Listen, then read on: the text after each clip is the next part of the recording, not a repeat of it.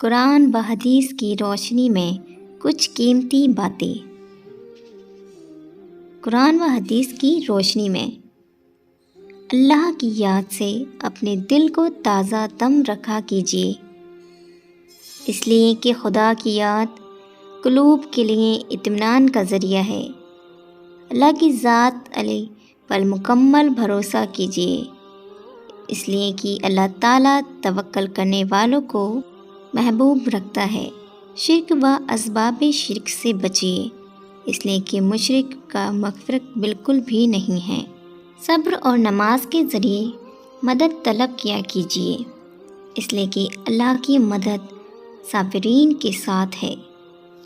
اپنی زندگی کے تمام شعبوں میں سنت رسول کا اہتمام کیجیے، اس لیے کہ اسوہ رسول صلی اللہ علیہ وسلم ہی میں کامیابی ہے۔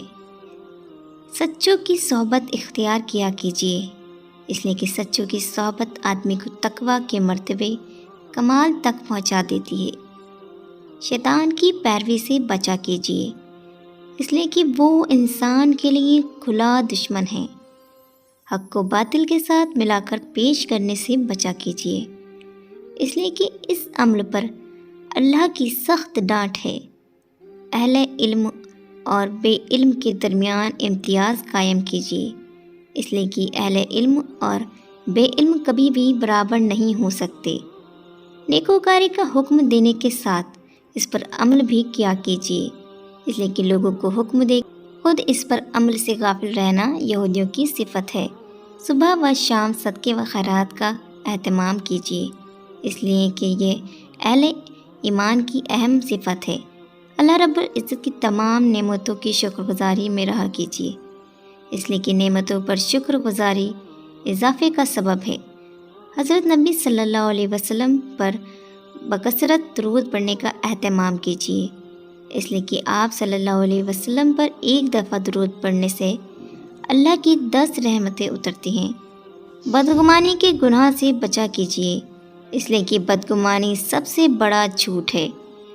ہمیشہ سچ بولنے کا اہتمام کیجیے، اس لیے کہ جھوٹ بولنا منافق کی علامت ہے۔ اپنے خالق سے حسن ظن رکھا کیجیے، اس لیے کہ اللہ کے فیصلے بندے کے گمان کے مطابق ہیں۔ اللہ تعالیٰ سے مانگنے کی صفت کو نہ بھولا کیجیے، اس لیے کہ اللہ سے مانگنا ہی تمام عبادتوں کا خلاصہ ہے۔ قرآن مجید سیکھنے اور سکھانے کا اہتمام کیجیے، اس لیے کہ سب سے بہتر شخص وہ ہے جو قرآن مجید سیکھے اور سکھائے۔ نماز میں صفوں کے درست رکھنے کا اہتمام کیجیے، اس لیے کہ صفوں کا درست نہ ہونا آپسی اختلاف کا سبب ہے۔